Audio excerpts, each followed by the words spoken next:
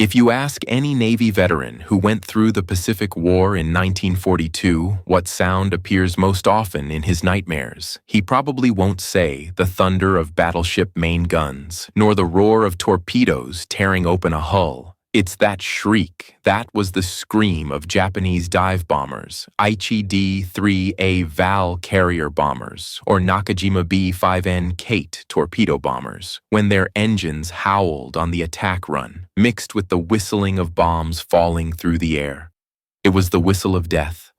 For a long time, when we heard that sound, apart from praying and cranking the handles like madmen, there was almost nothing we could do.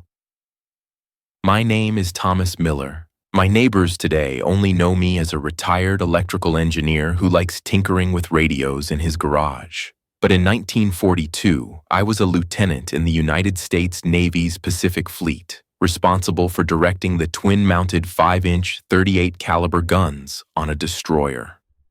Young people today look at the numbers in history books and think America's victory was inevitable.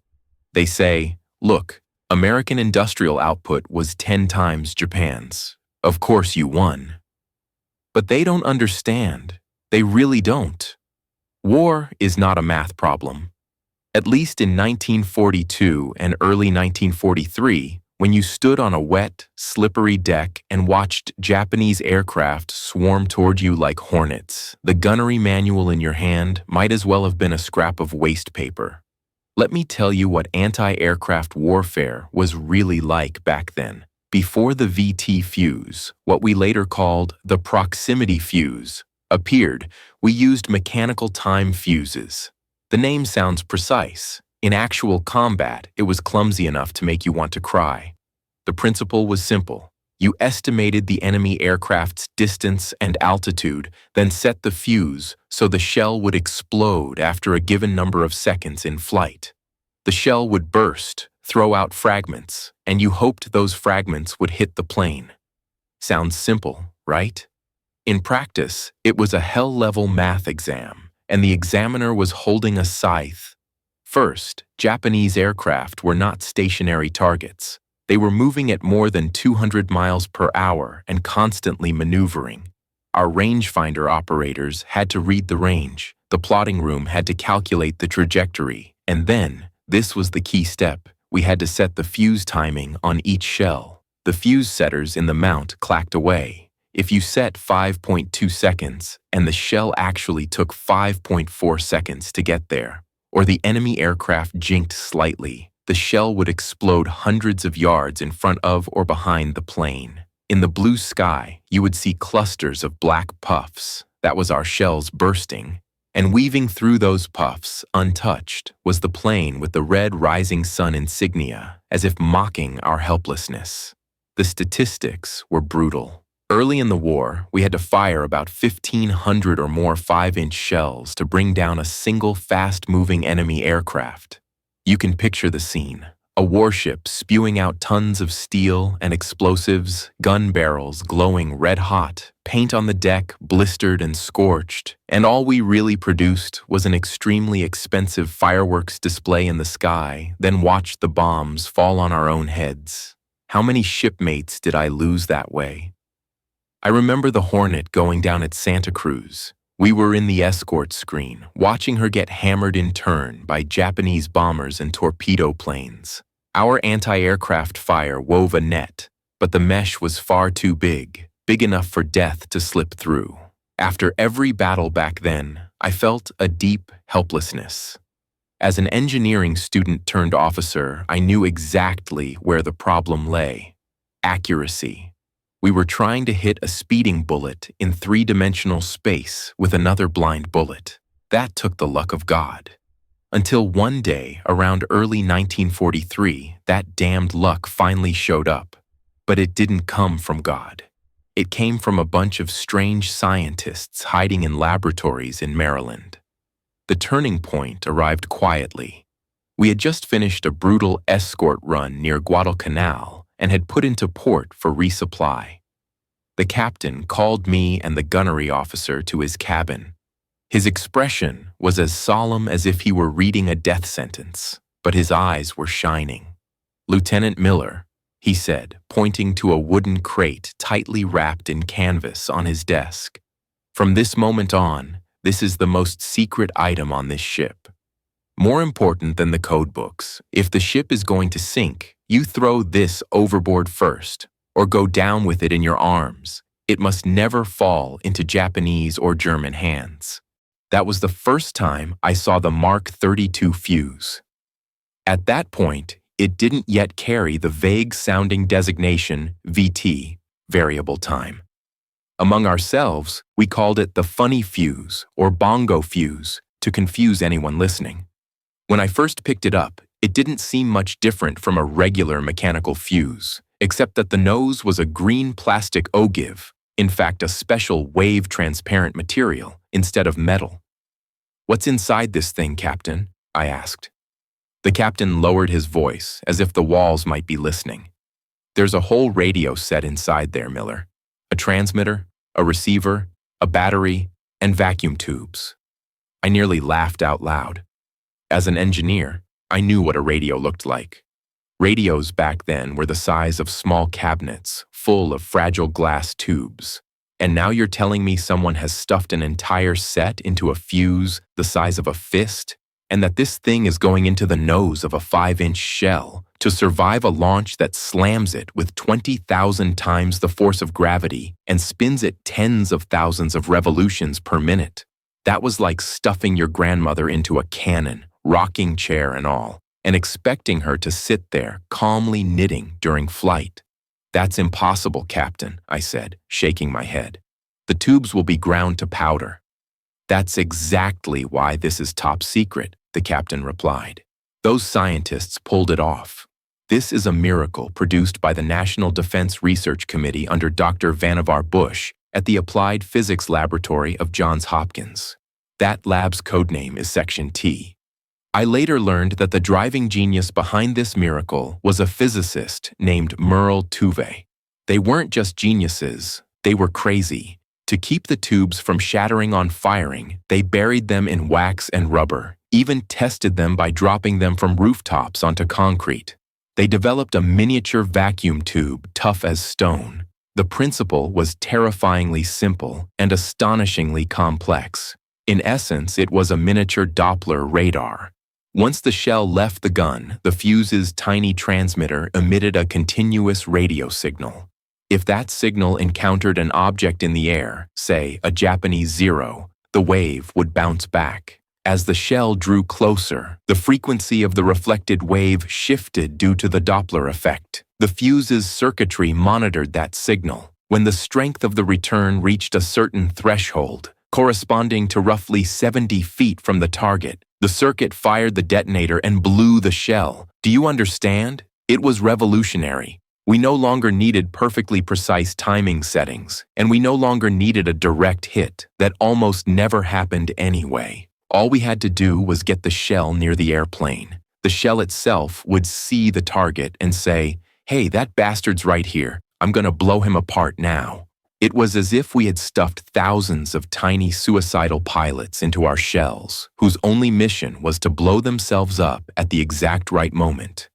"If this really works," I remember murmuring, running my fingers over that green nose, "then the rules of this war are about to be rewritten." But I was still uneasy. A laboratory test was one thing. The hot, salty, moldy air of the South Pacific was another. Could this delicate electronics survive? Only blood can prove the truth. The first combat trial of the VT fuse wasn't on our destroyer, but on the light cruiser USS Helena, CL-50. That was in January 1943. I was fortunate enough that our destroyer happened to be in Task Force 67, just astern of Helena, so I got to witness that historic moment. The Solomons at that time were hell on earth. We cruised around Iron Bottom Sound, facing Japanese air harassment almost every day. January 4th, 1943 looked ordinary. The sky was partly cloudy, visibility mediocre. The radar men reported unidentified aircraft approaching, escort planes for a Tokyo Express run, or perhaps scouting bombers. The general alarm screamed through the ship. I raced up to the director, headset on. Our feelings were mixed, fear and a faint eagerness to see the new toy at work. We had heard Helena had taken aboard the first few thousand VT fused shells. Bogies bearing 030, altitude 8,000, dive bombers. 4 Aichi D-3A vals. They used the clouds cleverly, popping out suddenly and rolling into their dives on Helena. In the old days, Helena's 5-inch batteries would have begun frantic firing, tossing hundreds of shells to build a curtain of black bursts, more to frighten than actually hit. This time, it was completely different. I raised my binoculars and locked onto Helena. Her 5-inch mounts slewed toward the lead plane. Boom! Boom! Not the continuous barrage we were used to, but a few short, measured salvos. I remember clearly, the rhythm wasn't frantic. It sounded like a hunter taking calm, deliberate shots. What happened next nearly made my jaw hit the deck. Just as the lead Val tipped into its dive, still thousands of yards from Helena, a single black puff blossomed off its forward quarter. Just one. A second shell burst. There was no third. It was as if an invisible giant hand had swatted the plane. The wings shattered in an instant, fragments flying. The aircraft turned into a ball of fire and spiraled into the sea. The whole thing took less than 10 seconds. My God! The lookout next to me gasped. Did they hit the cockpit? If you didn't know about VT, you'd think it was a freak marksman's lucky shot. But moments later, the second Val met the same fate. Helena's fire was surprisingly sparse, but every shell seemed to have eyes. Even without a direct impact, an airburst nearby sent a cloud of preformed fragments through the flimsy aluminum skin and fuel tanks. That day, Helena shot down several Japanese bombers with remarkably little ammunition. Later, we saw the after-action analysis. With conventional time fuses, it took hundreds or even thousands of shells on average to down one plane. In Helena's action, and in the few engagements that followed, VT fuse shells drove that number down astonishingly.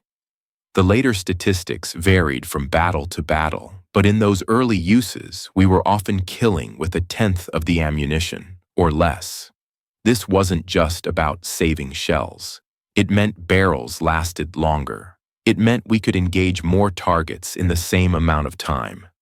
It meant Japanese pilots could be blown apart before they ever reached their release points.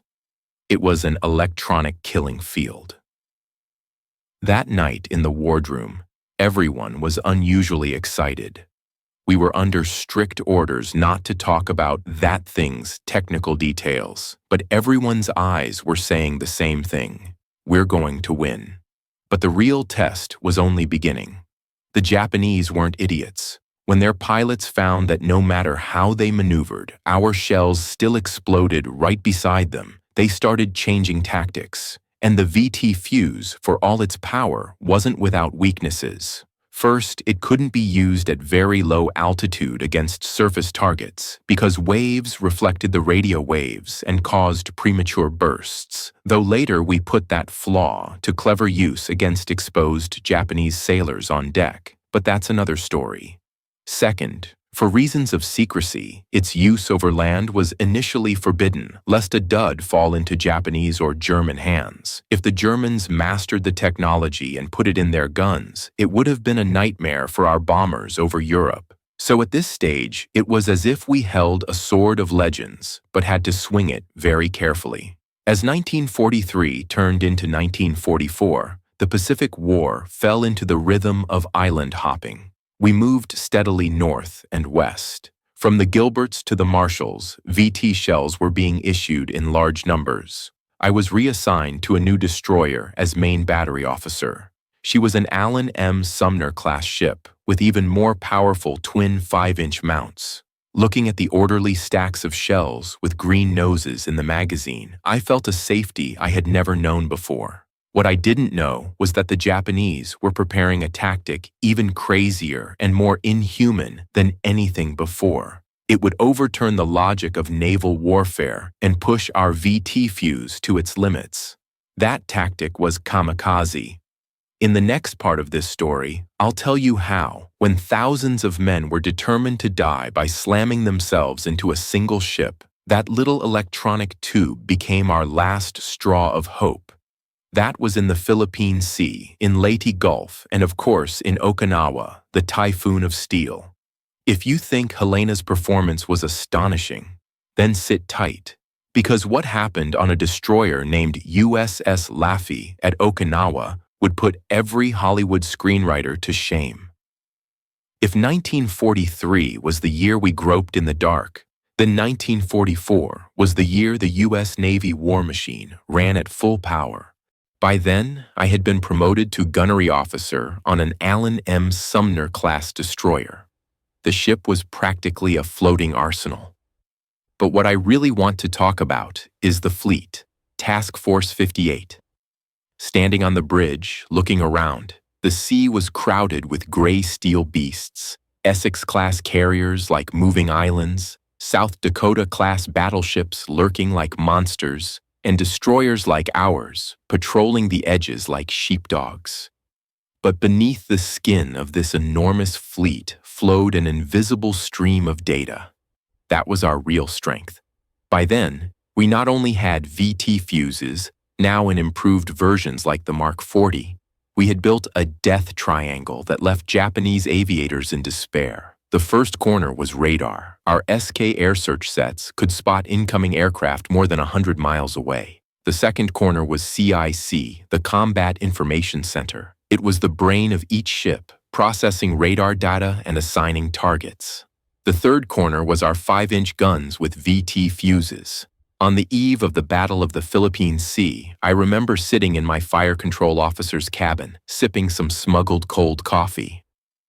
"Sir," he said, pointing at the huge Mark 37 fire control director, "this thing, with VT fuses, is like cheating.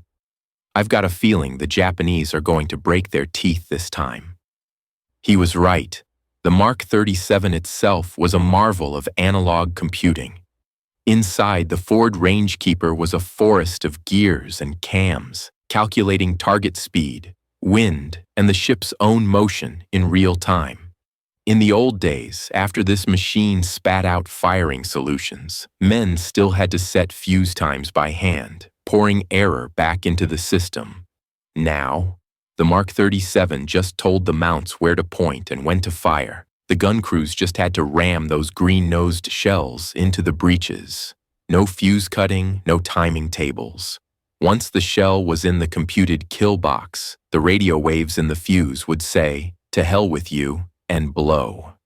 On June 19, 1944, the Battle of the Philippine Sea erupted. Later history books called it the Great Marianas Turkey Shoot. That morning, our radar screens looked like snowstorms. Admiral Ozawa had flung almost everything he had, hundreds of planes. Our F-6F Hellcats went up to meet them. It was a slaughter. Most Japanese pilots never even saw our ships before they were shot down. But on a battlefield, there are always a few that slip through. Around 10 a.m., the alarms ripped the air. "Breakthrough bogeys! Bearing 270, distance 15 miles. 2 years earlier, this would have been everyone's nightmare. That day, standing at my director, watching our twin mounts lift their barrels, I felt not fear, but a cold confidence. Main battery to automatic control, free fire. I gave the order. Our destroyer and the battleship Indiana nearby opened up almost at the same time. The sky did not fill with the thick, useless smoke puffs we used to see. Instead, a few very precise black bursts appeared miles away. Through my binoculars, I picked out a Jill torpedo bomber trying to sneak in low to avoid radar. Before it reached launch range, a 5-inch shell exploded about 30 feet above it. That was where the VT fuse showed its worst side, from the enemy's point of view. An airburst above the target sent thousands of fragments down like a steel rain. The Jill looked as if an invisible hand had smashed it flat.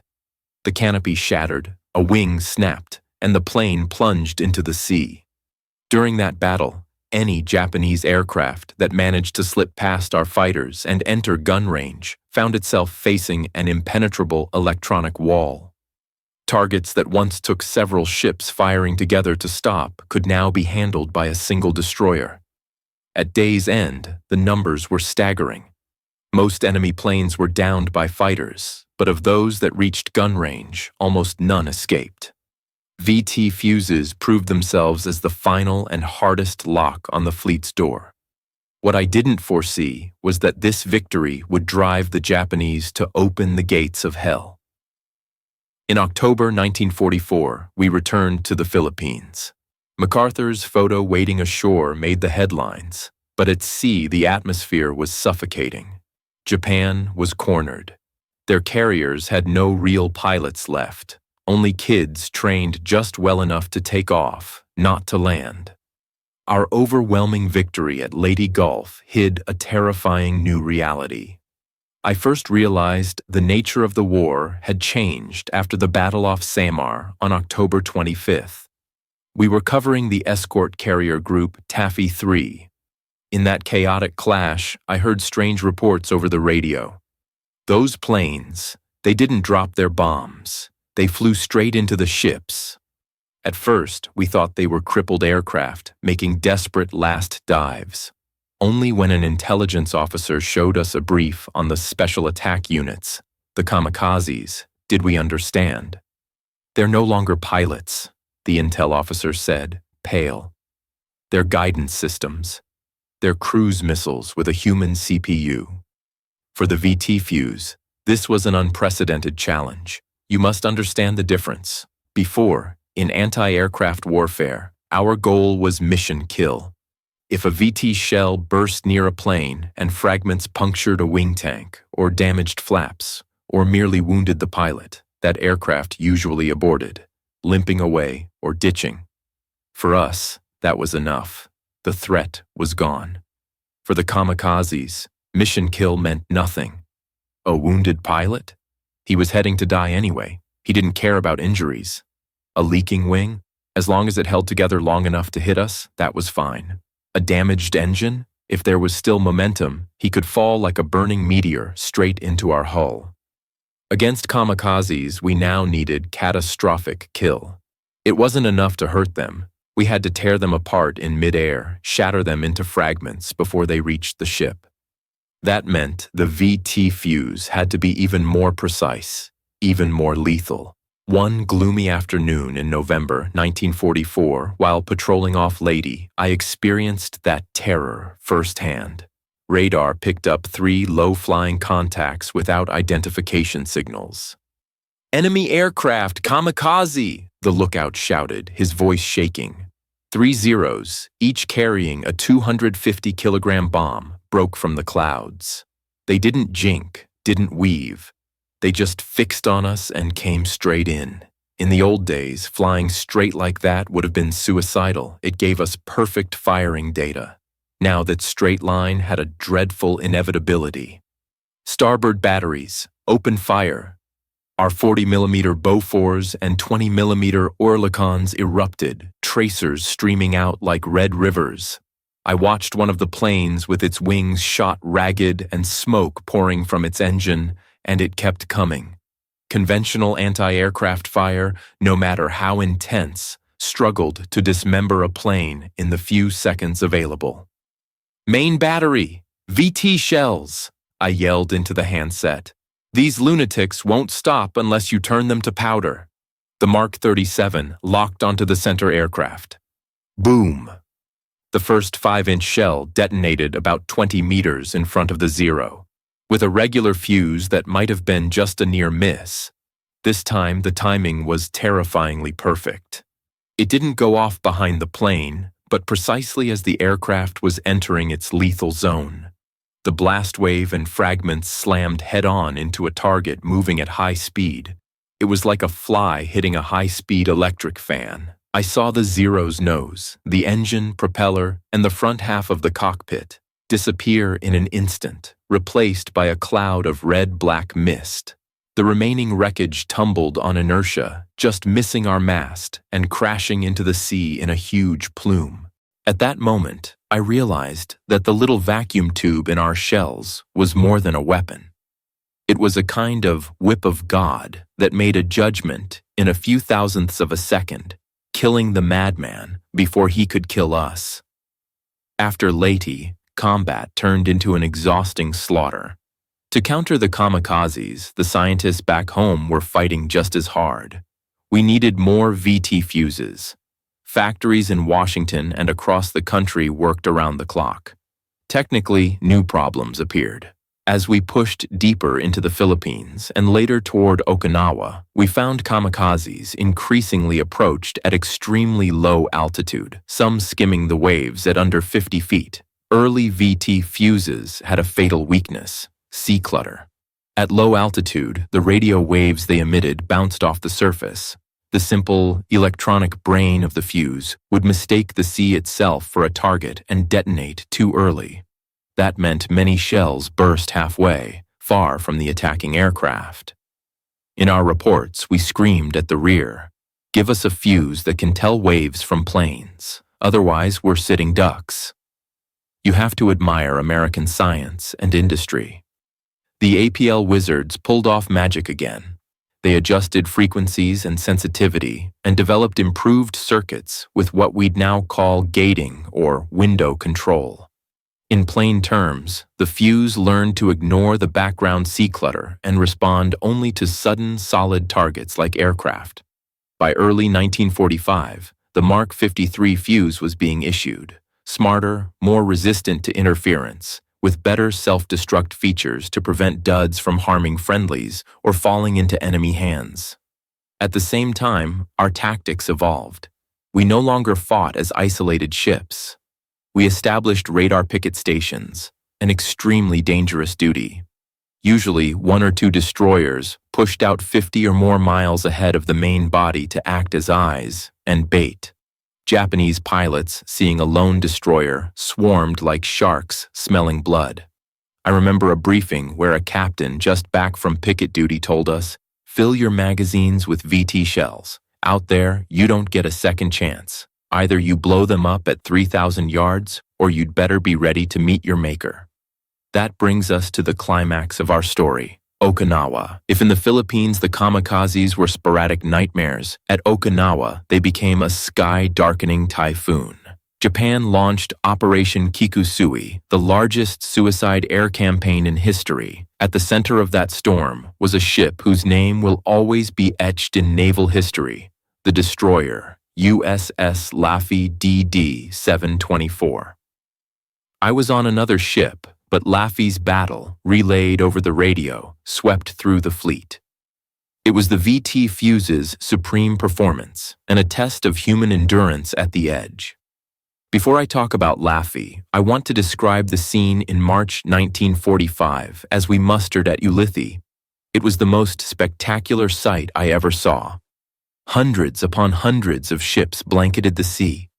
Supply vessels shuttled constantly, cranes swinging crates marked Mach 53 VT onto decks.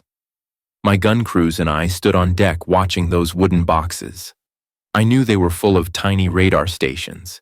Each fuse was worth about $500, $1945, enough for a new car. Nobody cared about the price anymore.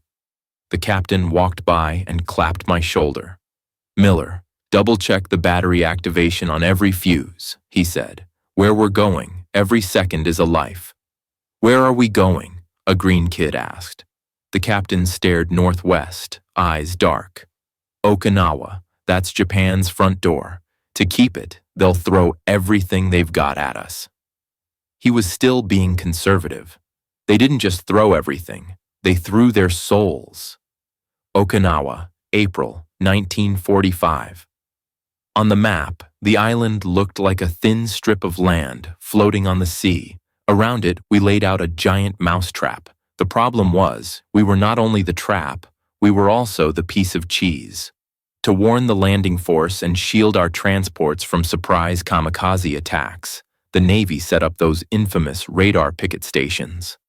We drew 15 circles around Okinawa.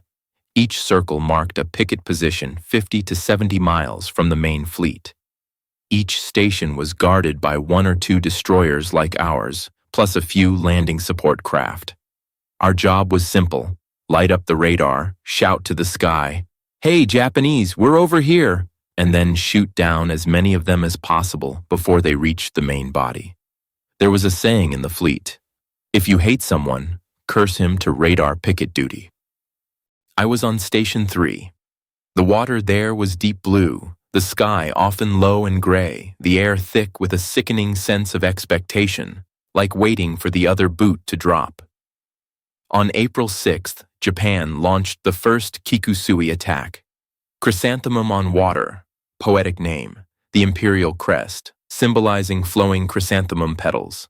To us, it felt like a flood of steel and flesh. That afternoon, I watched the radar scope. It wasn't a few blips, it was a green smear, like a cloud of locusts. The intel officer's voice cracked. Total over 350 aircraft. They've thrown everything that can fly out of Kyushu at us. This was the ultimate stress test for the VT Fuze. In the Philippines, we had faced strikes by a dozen planes. Now it was hundreds. That meant we had to be not only accurate, but fast. My main battery erupted. That day you understood what I meant when I said VT Fuses changed the logistics of war. Imagine if we had still been using old mechanical time fuses. With 30 planes coming in from different heights and bearings, we would have had to range, compute, cut, and set fuse times, ram shells, hundreds of them for each probable kill. To down 30 attackers at 1,000 shells, each would take 30,000 rounds. We could have torn up the keel and still not carried that much ammunition. The barrels would have burned out long before. With VT Fuses, the magic efficiency showed itself. I watched the fire control radar's data. A VAL dive bomber was coming in at a 15-degree glide angle, 8,000 yards out. Bearing 045, automatic track, commence firing. The forward mounts belched flame. The shells streaked out at about 2,600 feet per second. During the 10 or so seconds they were in flight, the VAL made small course corrections. With old fuses, that would have been enough to spoil the shot. But the fuse's tiny radar sensed the change, detected the approaching metal mass, and detonated about 25 meters ahead and above the plane. Boom! The shell burst in front and above, the worst possible place for the target. The blast tore off the engine cowling. The VAL dropped out of control and crashed into the sea. 4 shells. That was all. Next target, bearing 120. That was the key. Efficiency. That afternoon, we were like men shooting clays with an automatic shotgun. VT Fuses let us kill quickly and switch quickly. Once a VT shell burst near a plane, we rarely needed to confirm the kill.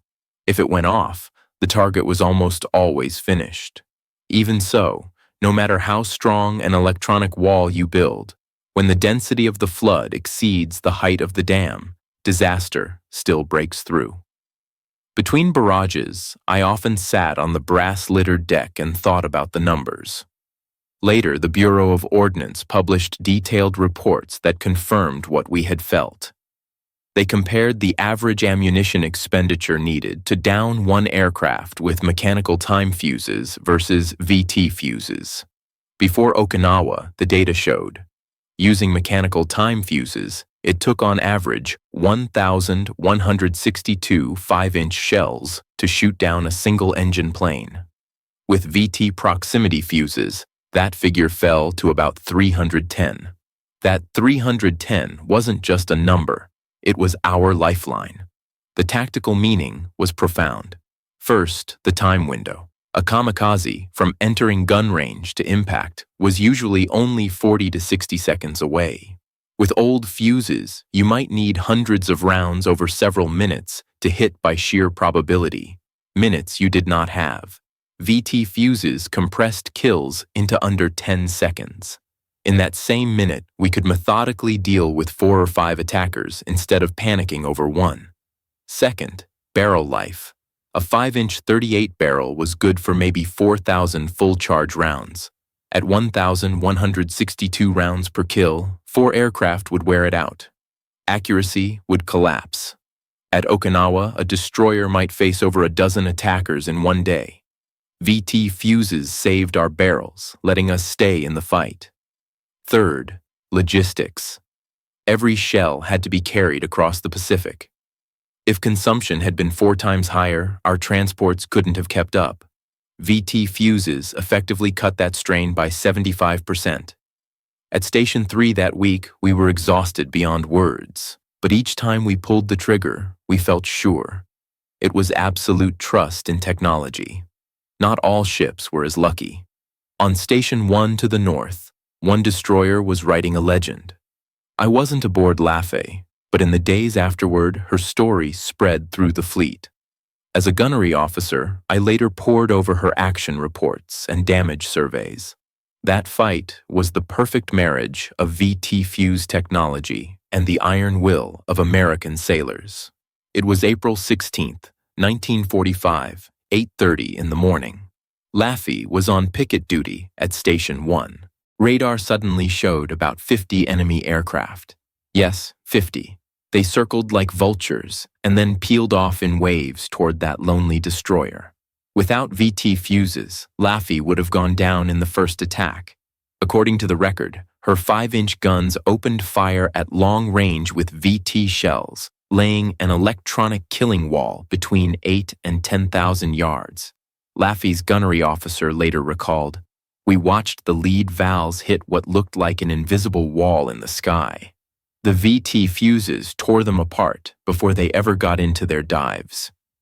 In those opening minutes, Laffey shot down at least 4 attackers at long range with VT shells. That was critical. It thinned the first wave so that the close-in 40mm and 20mm guns had some chance of coping with the survivors. But that was only the beginning. The Japanese had gone insane. At 8:45, a Judy dive bomber broke through the VT barrier. A 5-inch shell burst near her. Holes riddled her wings, yet the pilot, already a dead man, kept coming. Laffey's 20mm cruise shredded her, but she still smashed into the deck. The next 80 minutes were hell given form. Laffey endured 22 separate suicide attacks. I want to highlight one lesser-known role of VT Fuses in this close-in chaos: countering multi-axis saturation. Ordinarily, once attackers got inside 2,000 yards, 5-inch guns became less effective. Mechanical time fuses couldn't safely be set for such short times. VT Fuses changed that. One scene in Laffey's report stands out. 2 planes came in from port and starboard simultaneously. The aftermount, Mount 53, took the starboard plane under radar control and fired at very short range, perhaps only 1,000 yards. The VT Fuse was sensitive enough to detonate almost in front of the aircraft's nose. At that distance, an airburst is terrifying. The plane wasn't just hit, it was dismembered. Fragments rained down on Laffey's own deck. That's what we called danger close. Using VT at such ranges threatened our own ship, but it was better than being rammed. In the end, Laffey was struck directly by 6 kamikazes and 4 bombs. She was aflame, her steering jammed, most of her main mounts knocked out. She didn't sink. Why not? Beyond the heroism of the damage control parties, there was a technical reason.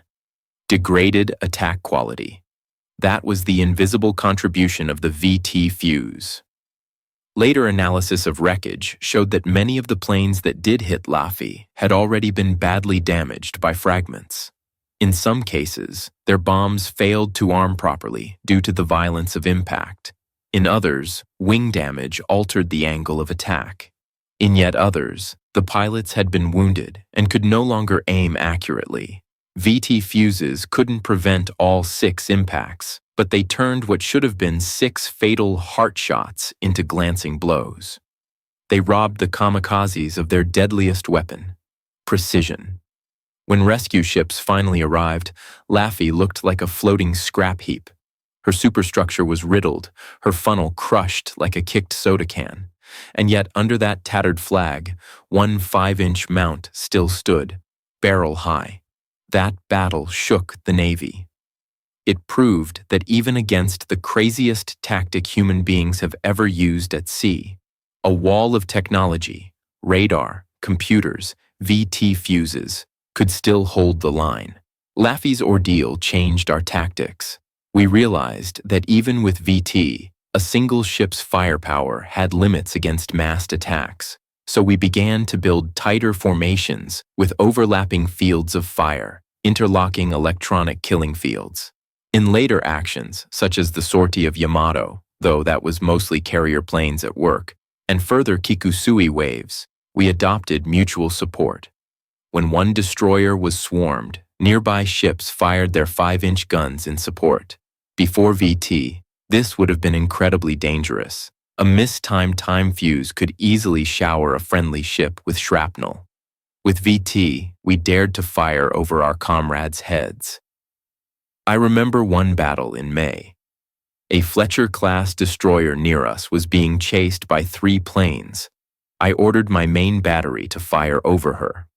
"Sir, that's too dangerous," the new fire controlman shouted.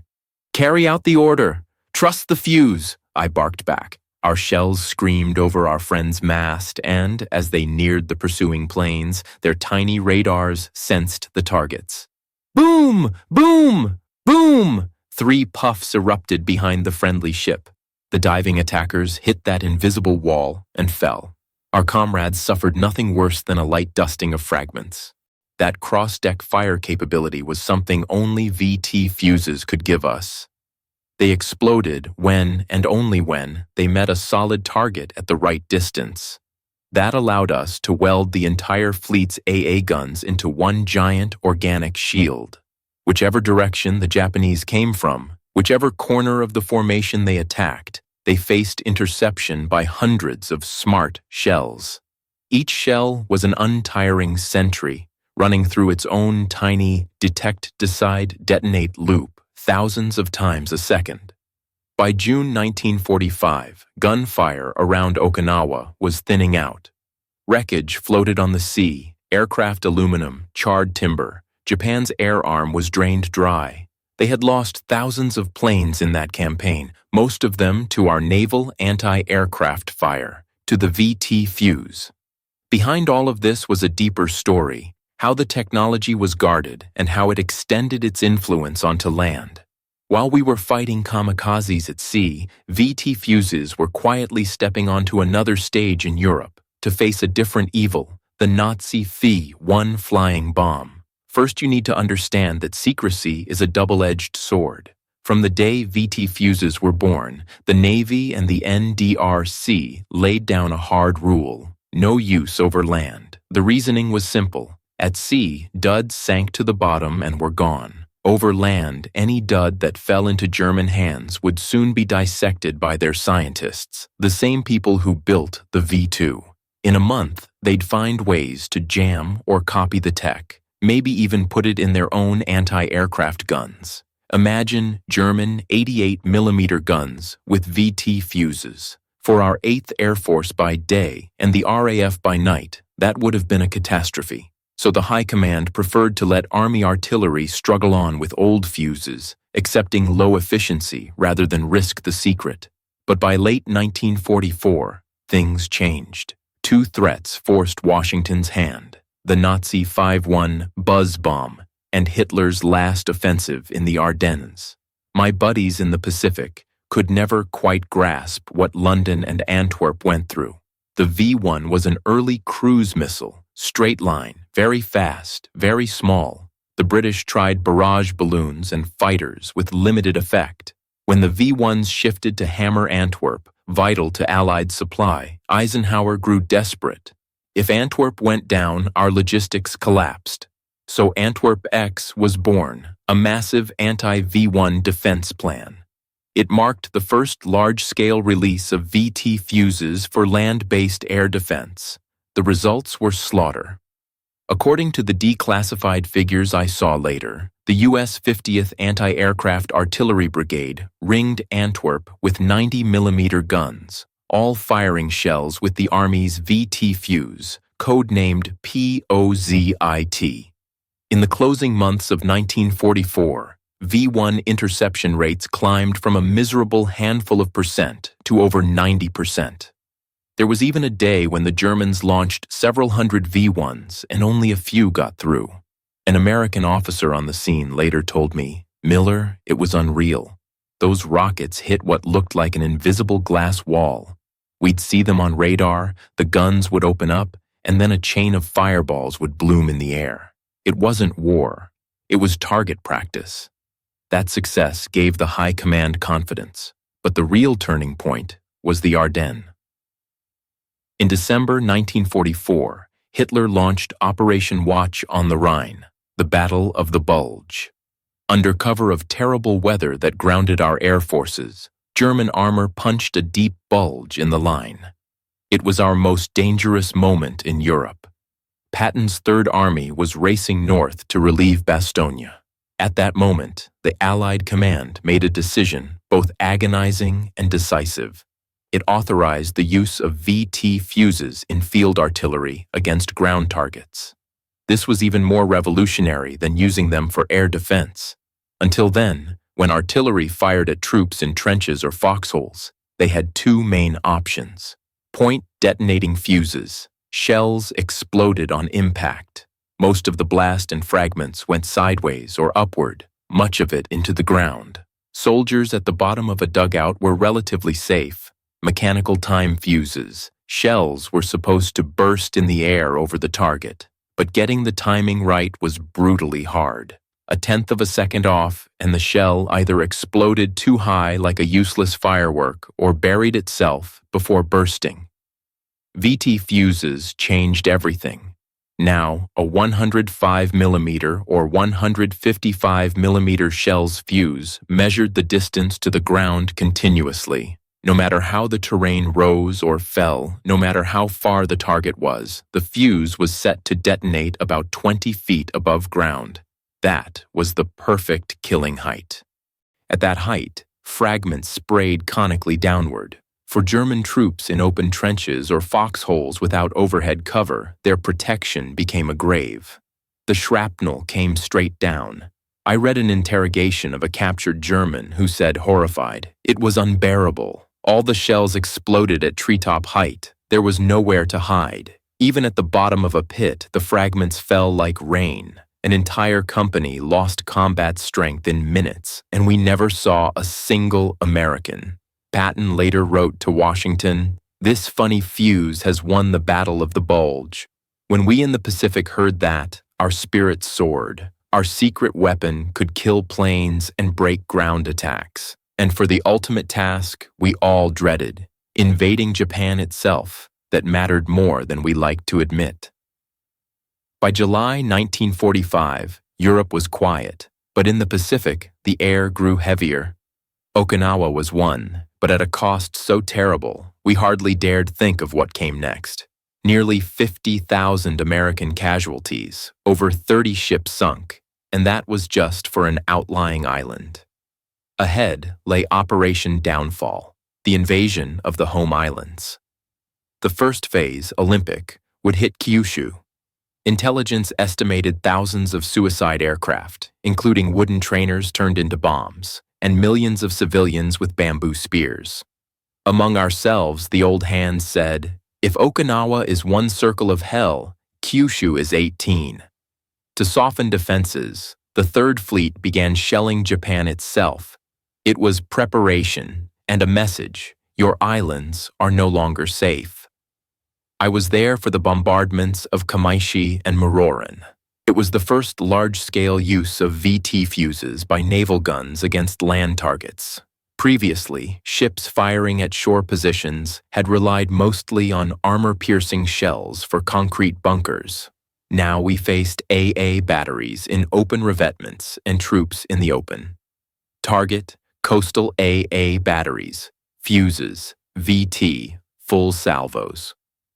Through the rangefinder, I watched the effect as our 5-inch shells arced toward the coast. It was chilling. Shells burst in neat strings a few meters above the Japanese gun pits. There were no blind spots. Batteries that had been blazing away fell silent in a few salvos. The gunners had nowhere to go. Airbursts swept the positions clean. That was the message VT sent to Japan. If you plan to throw everyone into Gyokusai, glorious annihilation, and meet our landings with human waves on the beaches, you will face tens of thousands of shells bursting overhead. Your trenches and shallow pits mean nothing to intelligent shells. Those days, we counted our stock of ammunition constantly and steeled ourselves for a landing that was expected to cost over 1 million casualties. Then came those days. August 6th, 1945. Hiroshima. August 9th, 1945. Nagasaki. When the news reached our ship, few understood what an atomic bomb really was. We just heard it was a bomb of unimaginable power. As a technical man, when I later learned some of the details, I was speechless. Those two bombs, Little Boy and Fat Man, did their terrible work only because they burst about 1,800 feet above the ground. If they had hit the Earth before detonating, much of their energy would have been absorbed, greatly shrinking their radius of destruction.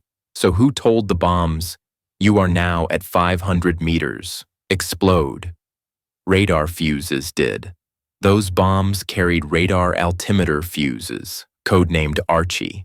Their working principle, emitting radio waves, reading the reflection from the ground, computing distance, triggering at the set height, was a cousin of the VT fuse in our 5-inch shells. You could say VT technology was the father, or at least the older cousin, of the atomic bomb's trigger. It's a strange and cruel twist of history. The crazy idea Merle Tuve had at Johns Hopkins in 1940, stuffing radar into a shell, ended up not only saving our ships and helping win at Ardennes, but also giving eyes to the weapon that ended the war.